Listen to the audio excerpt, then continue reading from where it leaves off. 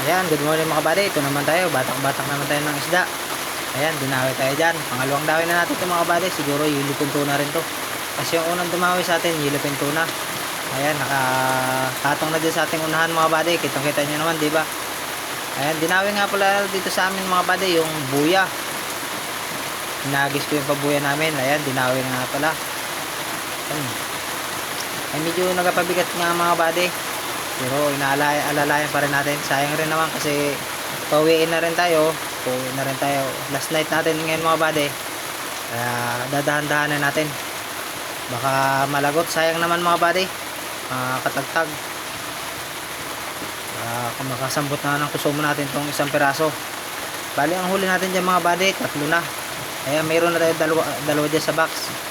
Pangatlo yan, yung nakalagay sa ating unahan. Tapos pang-apat tong ating binabatak. Ayan, sana makapahabol pa tayo mga buddy. Medyo pinapawisan tayo dyan mga buddy. Ayan.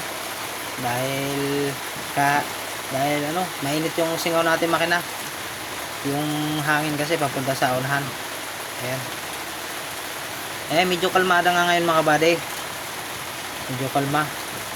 Dahil katapos lang ng ulan kagabi. Ayan, kalma.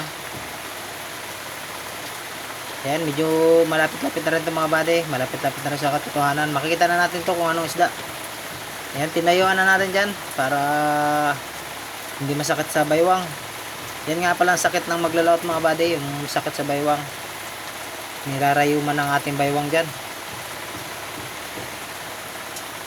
Halos karamihan mga buddy, yan ang sakit baywang lagi.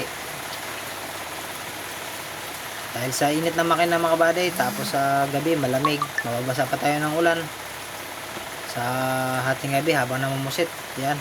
Kaya nangyayari sa atin yan, yung mga sakit sa baywang lumalabas na.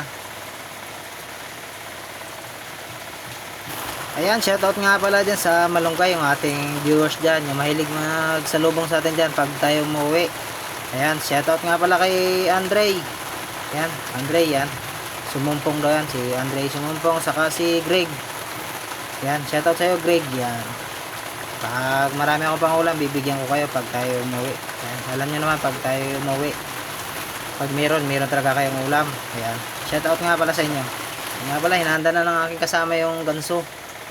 Dahil lagaw na to. Nasa tinsura na tayo mga kabady.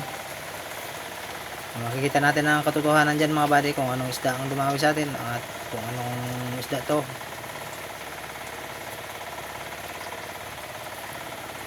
Ayan, uwi na nga pala tayo mamaya dyan dahil 4 na ang huli natin. Tapos medyo masama pa ang panahon mga buddy. Medyo malalaki ang alon kagabi. Ngayon lang medyo kalmada mga buddy dahil katapos lang ng ulan kanina. Ayan, kumalma na ang alon. Medyo wala na.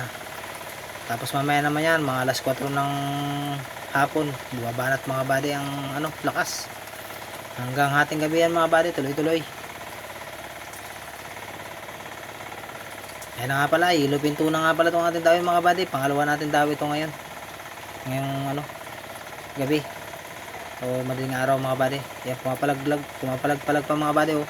Ayan, binanatan natin kasama yan. Ayan. Medyo alanganin to mga buddy, hindi pa natin alam kung papasok to.